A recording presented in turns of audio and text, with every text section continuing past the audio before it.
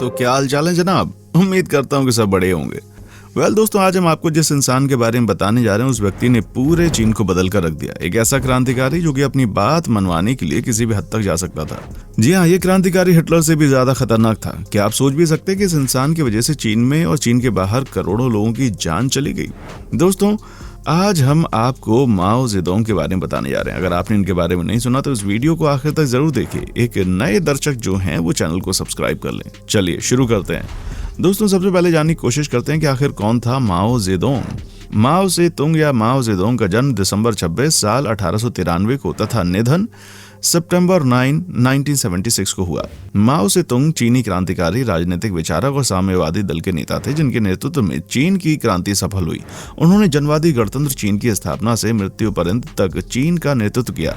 मार्क्सवादी लेनिनवादी विचारधारा को सैनिक रणनीति में जोड़कर उन्होंने जिस सिद्धांत को जन्म दिया उसे माओवाद के नाम से जाना जाता है। वर्तमान में कई लोग माओ को एक विवादास्पद व्यक्ति मानते हैं, परंतु चीन में वे राजकीय रूप में महान क्रांतिकारी, राजनीतिक रणनीतिकार, सैनिक पुरोधा एवं देश रक्षक माने जाते हैं।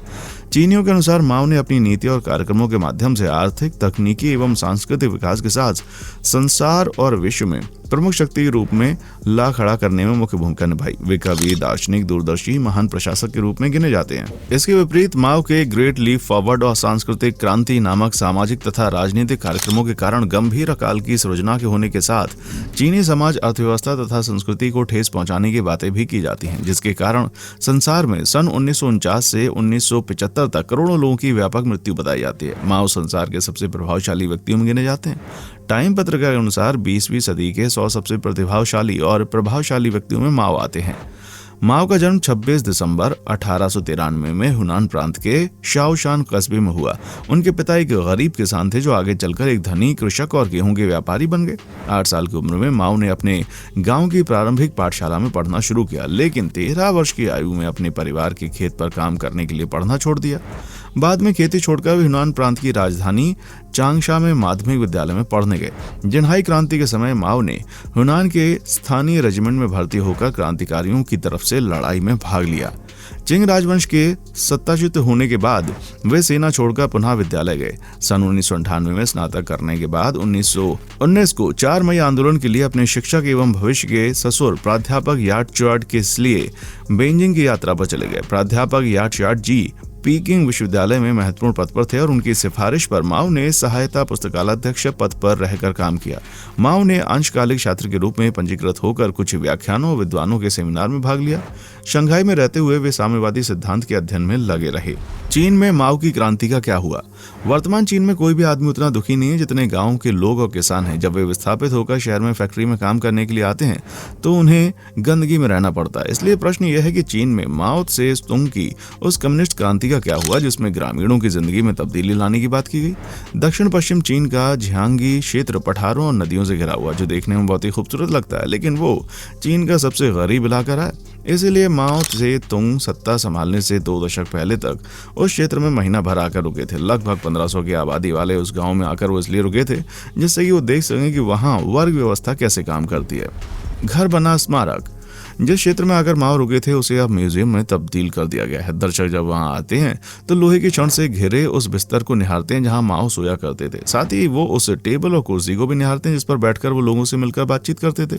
वहां बैठकर वो किसानों, मजदूरों, व्यापारियों, शाही विद्वानों और यहाँ तक कि असंतुष्ट युवाओं से भी मिलते थे। उनसे भी बातचीत को लोग समझते थे और लिखते भी थे जो वहां माओ से तुंग की मदद कर रहे थे। उन 24 वर्षीय युवक का नाम गो बो था और उनके दादा जमींदार थे। उनके परिवार के लोग विद्वान थे जो राजशाही की सेवा करते थे, लेकिन गो बो की इच्छा थी कि देश में परिवर्तन हो। गो बो के पड़पोता गु आन जियांग का कहना है, पुरानी व्यवस्था के बारे में मेरी सोच ठीक नहीं है, इसलिए जब मैं कम्युनिस्ट क्रांति में शामिल हुआ तो मैंने अपने दादाजी वाला घर जला दिया।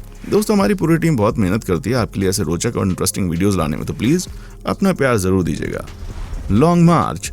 वो बताते हैं कि उनके साथ साथ उनके भाई भी चीन में क्रांतिकारी परिवर्तन के लिए प्रतिबद्ध थे। उनके 4 भाई माओ के साथ लॉन्ग मार्च में शामिल हुए। उनमें से 3 मारे गए और गु बो 1935 में एक हमले में मारे गए। चीन की कम्युनिस्ट पार्टी जनता से वादा करके सत्ता में आई थी कि जब उनका राज होगा तो वे देश में मौजूद वर्ग संरचना को खत्म कर देंगे। लेकिन जब सत्ता परिवर्तन हुआ तो वर्ग संरचना दूसरे रूप में सामने आई। पहले के विशेषाधिकार प्राप्त लोग, जिसमें विद्वान, जमींदार और व्यापारी वर्ग शामिल थे, उनके अधिकार छीन लिए गए और अनेक ऐसे लोगों की हत्या कर दी गई। हालांकि कुछ दिनों के लिए सही किसानों को बेहतर अवसर भी उपलब्ध कराए गए। मजदूरों की दुर्दशा।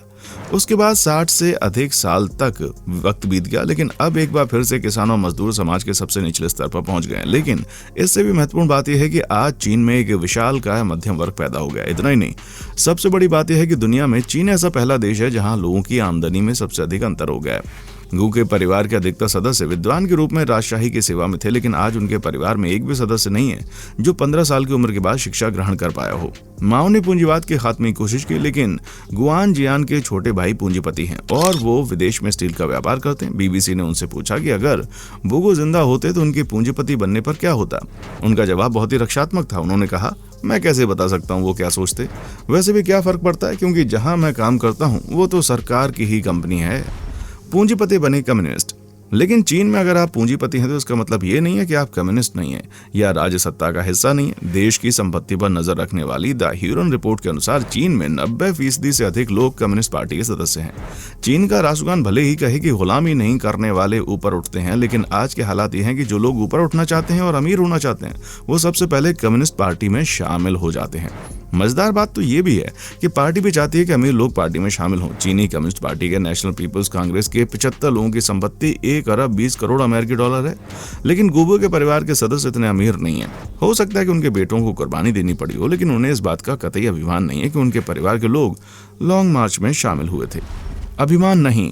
गुआन जियान का 36 वर्षीय बेटा इस बारे में पूछे जाने पर चिढ़ जाता है। वो कहता है, किस अभिमान की बात करते हैं, इसमें अभिमान की क्या बात है, अगर ये अभिमान की बात होती तो हम यहाँ नहीं रह रहे होते।